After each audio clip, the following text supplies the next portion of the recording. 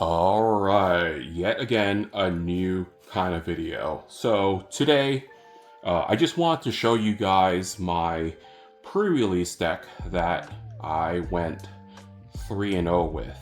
I went to, like as I stated before in my previous video, I had gone to the Aetherdrift pre-release, and I did 3 of the 5 possible events that you could do. There's actually technically 6, but one is a 2-headed giant.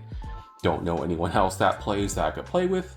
Really would like to try that format, but I did the 3 single, like one-on-one sealed events for the Aetherdrift pre-release.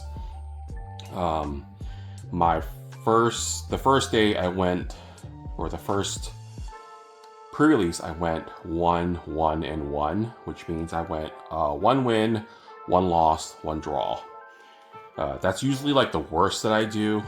That sealed pool that I had opened was horrible. It was really, really bad. I was basically playing, I think,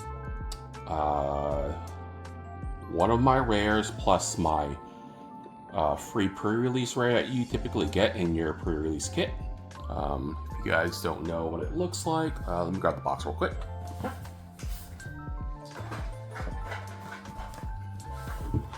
So, for those of you guys that don't know Magic, this is like what a pre-release kit is. I mean, this is still have like some cards in it, but you basically get like one of these spin down dices. Yeah, you get 6 play boosters to open, and you basically create a deck out of it. So this is what's called like a limited format. It's the format that I enjoy the most when playing Magic, and it's the only format I actually have really like learned how to play. But as I was saying, for the first pre-release, I went 1-1-1. So I think when you have a record like that, you get, I think it's 4 packs. Because even if you go 0-3, so 0 win, 3 losses, you still get 1 play booster back, which is awesome for a pre-release. I think for every win that you get 2 packs. For every draw that you get 1 pack. So 0-3, getting 1, a win bumps you up to 3, then drawing bumps me up to 4. So I did get 4 packs for my first pre-release event. The one later that night, I was able to go 2-1, which is usually the record I typically get. So for that one, I was able to win 5 packs.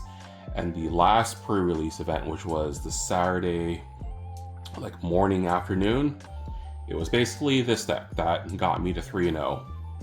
I was very excited when I had opened up my pool and gone through everything.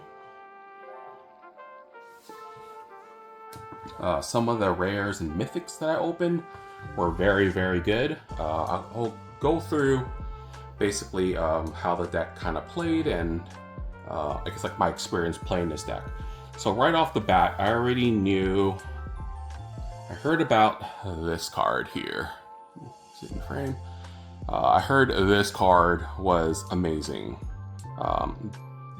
It's basically reach, trample, indestructible. The only way that I know of, after looking at the commons and uncommons for this set, was removal that would either exile the card, which I think white has. I didn't get any of those, I don't think. Or essentially what my opponents were able to do was use this card, Flood the Engine. It basically taps it and it loses all abilities. So this card basically doesn't do anything, but this card was very broken, and I think I was able to play this card almost every game versus my opponent.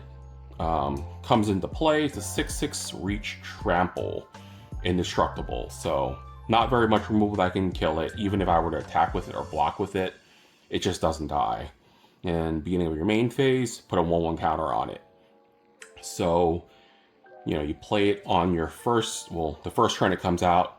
The next turn, you put a 1/1 counter on it, and then you draw 2 cards, which is amazing. It's basically drawing you 2 cards every turn, like every other turn, and it can attack or block every other turn, and it just keeps getting bigger and bigger. So if my opponent wasn't able to deal with this card within, I would say, like 2 turns, I'm attacking in with it.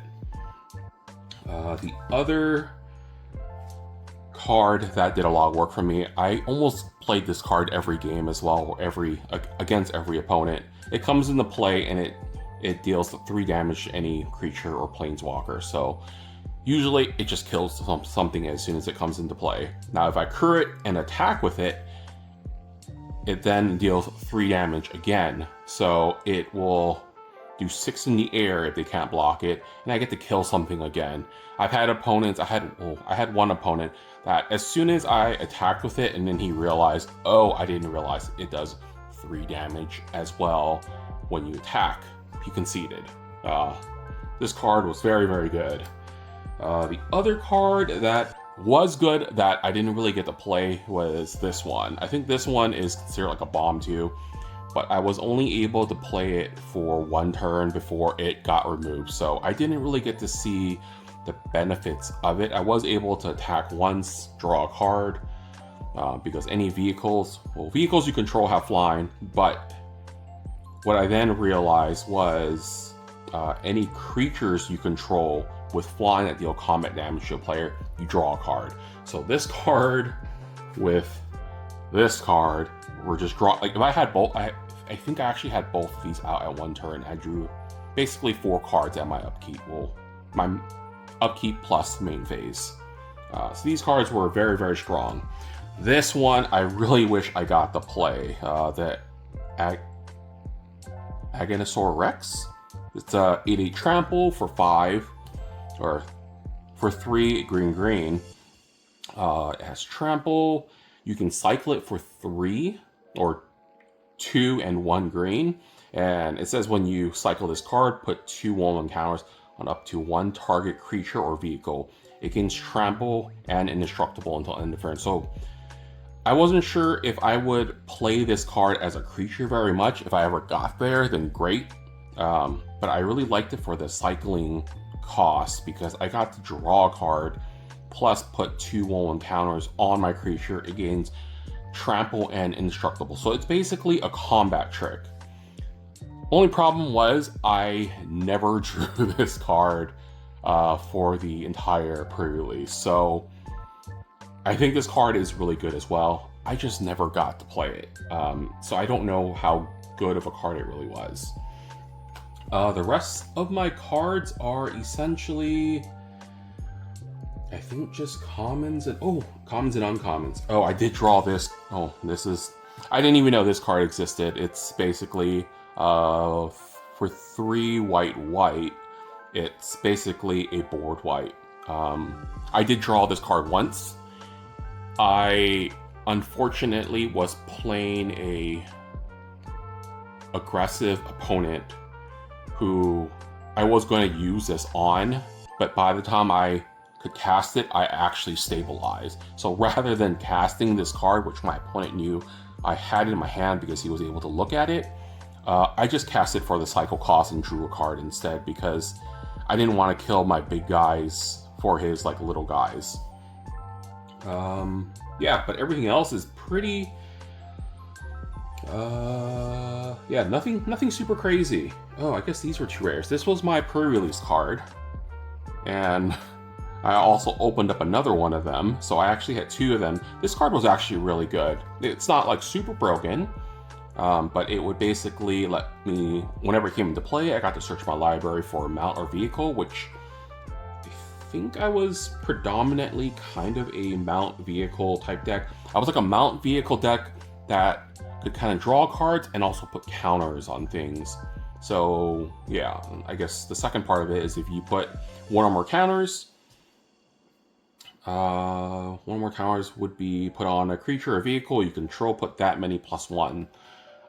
That part I never really got to do. I think I did it like a couple times before. Because I have 2 of these cards, I drew it almost every game.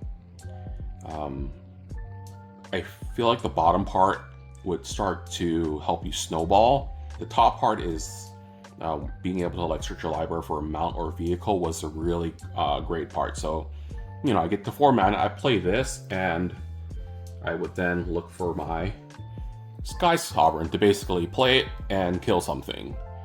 So that was basically what I did for the most part. I don't think I had any other crazy mounts in my deck. Oh, I think I had, well, I had 2 of these guys too. So I knew I wanted to go green and white because these were the 2 cards that I knew were good in green and white that I did open. But whenever it's saddled, well, it's a 1/1 flying. Whenever it's saddled and attacks, put a 1/1 counter on up to 2 target mount or vehicles. So I could put it's a legendary creature, so you know, if I had like these 2 mounts out, and I then also played this guy, I was then able to saddle the Legorin. I would put 2 1/1 counters on the Legorin, and then 2 1/1 counters on like the Venom Sac Legak. That's how like things started to snowball. So yeah, my 2 drops were decently good. Oh, and then my 3 drops were okay as well. The Elvish Refueler was actually pretty good. I read this card wrong, and I thought the top part where it says during your turn, as long as you haven't activated an exhaust ability this turn, you may activate exhaust abilities as though they haven't been activated. So I thought, my dummy thought, I could cast it like over and over and over as many times as I wanted. My opponent that knew better was like, no, you can't do that. You can only activate it once per turn. So I had a foil 1 plus 1 of these. These were not bad. They actually did pretty well. If I had an exhaust deck and more exhaust cards, I think they would have done a lot better. I'm trying to see, did I have any other exhaust creatures? No. So these 2, the Elvish Refuelers, they were my only exhaust cards or exhaust creatures. So if I had something that was like a bit more broken, I think they would have been done better. But just being able to put like 1/1 counters on this creature along with Kadora, it basically makes it so I get to put 2 1/1 counters on each time I activate it, if I had that combo going. The Ranger's Aetherhive. This was a card I did draw once, but I never played it just because I had better things to play. So it wasn't a card that I really got to play with much, and I'm not sure how good it is. It seems like it's pretty good if you are playing an exhaust deck. You just create like 1/1 Thopters. Velo Hard Bike, it was good for like mana fixing because I was predominantly white and green, but I was splashing blue for certain cards like the Ranger's Aetherhive. The Cloud Spire Captain. This was a good card. I think I got to play this card once, but it gives all my mounts and vehicles +1/+1. The pilot ability is pretty nice as well. But I don't think I really made use out of it too much. And then the other green-white uncommon was the Veteran Beast Rider. This one actually wasn't that bad. It just didn't seem as impactful of a card compared to the Legorin. So it basically just makes it so like your creatures essentially have like vigilance. You get to untap it at your end step. I never used it for its 4 cost to give my creatures +1/+1 until end of turn. I always just had like better ways of spending my mana. Because my deck is a bit of a slower deck, let me see, put it back out again. So I have what, 3 3-drops. I have 3 2-drops, 5 3-drops. Those are my creatures. I typically would want maybe like 1 or 2 more 3-drops. Oh, I guess I have the Velo Heart as well. But I think my 4 and 5 drops were kind of heavy. So I have, what, 3 4 drops and 3 5 drops. I think for like a limited deck, that is a bit heavy. I probably would have wanted like one less 5-drop for an additional like 3-drop or even like a 2-drop. I realized a lot of my opponents were playing aggressive decks, and usually in sealed, I feel like people play slower decks. So I thought a deck like this would be fine.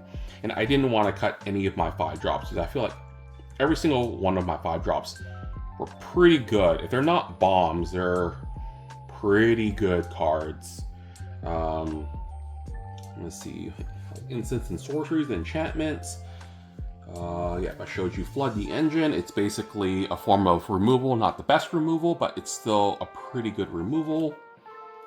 This card performed a lot better than I thought. Stock Up, it basically let me look for top 5 cards in my library, but 2 of them in your hand and the rest at the bottom of your library in any order. So people were comparing this to like other cards. I don't remember the name of most cards, honestly, even the ones I've played with. But I know I've seen a lot of other cards. I think even like in Lost Caverns of Ixalan, when I first started playing, they were 3 costs, exact same cost, like 2 and 1 blue. And it normally lets you just draw 2 cards. But this one lets you, it's almost like you can surveil 5 and then draw 2, which is pretty good. So I remember there was one turn where I played Stock Up and I drew 3 lands plus my 2 5-drops. So that was like a very easy pick for me, and I was already at 5, so I basically took these 2 and won the game. Let's see. Oh, and I had my other removal, so I had 2 runovers. Always like a basic fight spell. Fight? No, bite. Consider it like a bite spell. A lot of times I was able to cast it for 1, so basically for 1 green I got to kill something. And I had Gallant Strike. There was one game that I did side this out for a different kind of removal, just because I don't think my opponent had anything that had 4 toughness or greater. But this is pretty solid removal. Then just enough lands, and even my lands were pretty good. I had 2 of the green-white lands. I had 1 of the white-blue lands. I had a night market that basically let me pick any color. And then, oh, I forgot about this rare. I don't think I actually drew this rare, but it's basically like a untapped dual land, essentially. But yeah, this was the winning deck for me. That went 3-0. I think with this good of a card pool, I was able to beat opponents that were much better than me. They were probably better.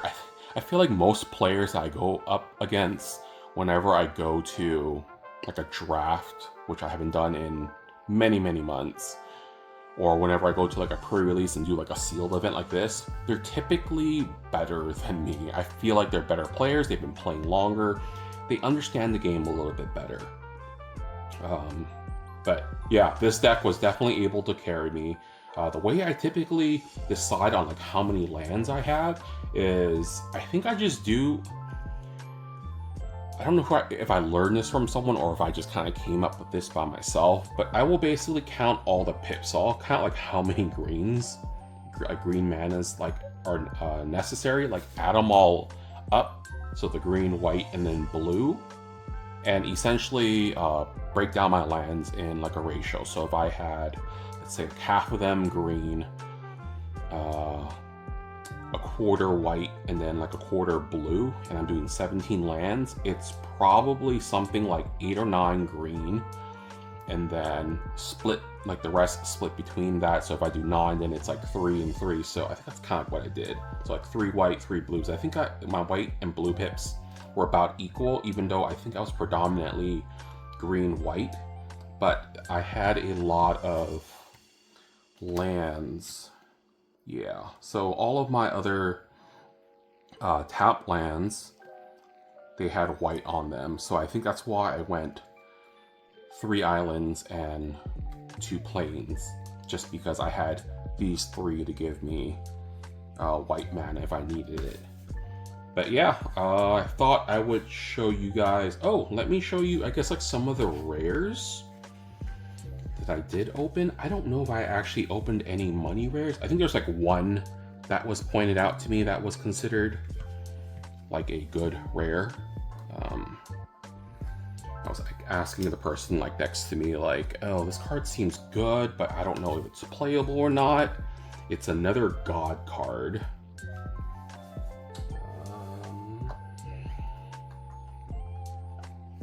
Let's see. Like, quickly go through some of these, but these were some of the cards. Some of these were from like the sealed packs that I had opened. Some of them were from my sealed pull, so like I would have liked to play. This one was interesting. I don't know if there are any other dinosaurs or very many dinosaurs in the set. But there were some decent cards that I would have loved to have open. So that one, the Brie Beetle. It looks like a dung beetle. The Last Ride. This one is crazy too. I was like reading it. I had opened this one in my sealed pull and I thought about going black, but it didn't seem as good as I thought it was after reading it a couple of times, since the Last Ride gets -X, where X is your total life. So if you play it at 20 life, it's basically a 0-0. You would need to play it at a 12 life. If you played it at 12 life, it would be a 1-1. So you kind of want to be playing this like in the later parts of the game, even though it costs only 1 black. But I guess because it's an artifact vehicle, you can play it early, like on turn 1, let's say, and it's not going to just like come into play dead. You can just let it sit there. As long as you don't crew it, it won't die.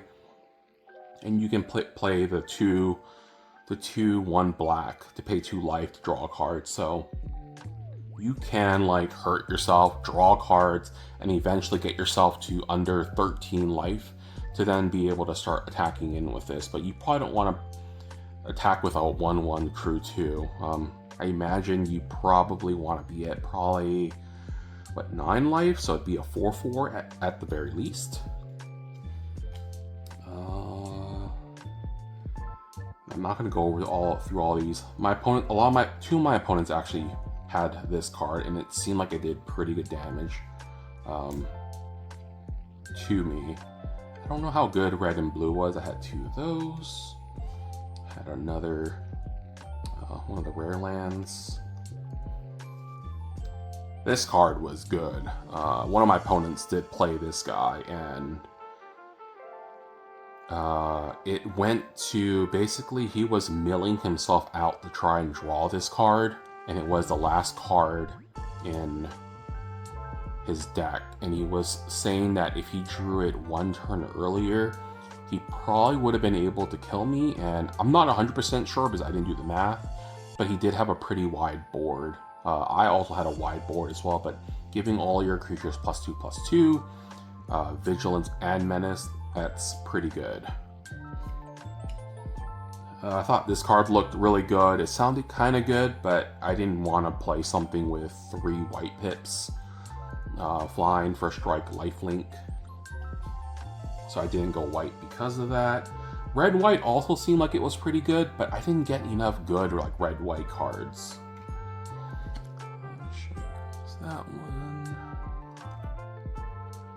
That one. This card seemed, I think I read it once, and it seemed kind of bad. Just copying an artifact or creature. I didn't have anything really worth copying when I had opened that. I think these are worth. The Monument to Endurance. I think these are worth, I had looked it up, it might be worth like $3 or $4. I don't know if they still are or not. This one didn't seem good for sealed. I don't know if that's really worth anything. I don't think these are worth much.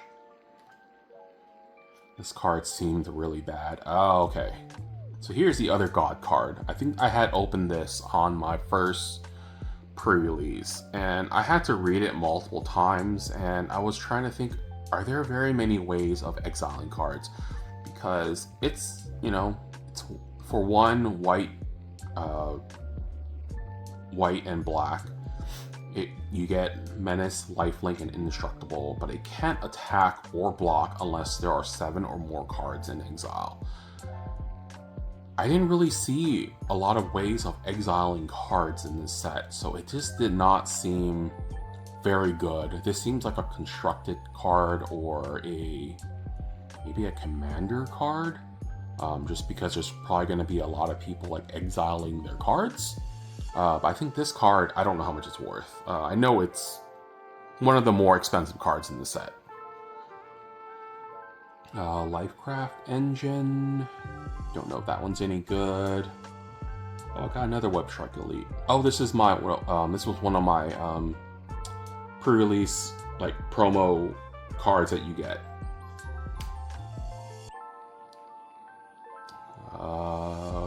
This land doesn't seem like it's very good for limited. It might be if you were like a start your engines kind of a deck, which I feel like most of them are like the more aggressive decks. I did not get to really play with that mechanic, so never used this card for, I don't remember if it was like the first or second pre-release that I had opened this card. River Churn Monument. Oh, it's another Far Fortune End boss. This is one of the other cards. I think I had like another one of these, but yeah, this card was pretty good. I thought it was, at least when my opponents used this against me. And this is probably like one of the. I don't think I had opened this in any of my sealed.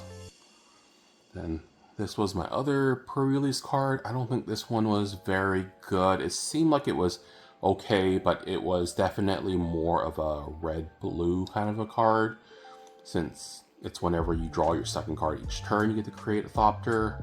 I think other colors could probably make use out of it as well. It's just, I think red-blue would do the best with this guy. Sky Seer's Chariot. And Voyager Guild Car. I think this was one of the cards I had opened from one of my winnings. But yeah, that was my pre-release deck. Some of the rares I had opened. I thought about doing maybe a pack opening. Was this so for going 3-0? I was able to win 7 packs. That's like the most amount of packs that you can win. It's a pretty good reward for going 3-0. Other local card stores that I know of that do pre-release events, it's basically 1 win. For every win that you get 1 pack. So if you go 0-3 at those card stores, you get 0 packs. But you know, you go like 1-2, you get 1 pack. You get another win, you get another pack, and then even if you go 3-0, you only get 3 packs. But at the store that I like to play at, you get 7 packs. So I haven't opened these yet. I'm thinking about opening them. Maybe I'll do like another video where I open up these packs and show you some of the cards that I've get in it. Because I think basically all these cards, I'm gonna unsleeve these cards. Or unsleeve these cards, and I don't know if Aetherdrift is released yet. I think it releases today, but I'm not going to upload this video until later. I'm pretty sure I'm going to basically like list all of my cards, and I don't really know if I want to just hold on to 7 packs. I might just open them and list them for its singles. It probably would sell more if I were to keep these sealed and maybe sell them, if I can sell them, for like $5 a pack. But I'll have to like look and see how much these are even going for. I know the set isn't very popular, so yeah, I'm not sure. But this is it for now. I hope you guys liked a video like this. Please let me know. I will continue to do videos like this for whenever I do go to a pre-release, if there is interest in something like this. Because I don't go to drafts at all anymore, if I went to drafts, I would probably show you like my draft decks. But I figured, at least like for the pre-releases, which is like once every, I don't know how often they release sets now, but I think it's about like once every 3 months. I'll probably create a video like this. I might save like all my pre-release decks if I end up going to all 5, and you get to see like maybe how good some of my decks are. Like my first pre-release deck was definitely horrible. The one where I went 1-1-1, I was hoping just to go like 1-2. Being able to tie one game was nice to get that extra pack, but yeah, definitely let me know. But yeah, until then, I'll see you guys in the next video.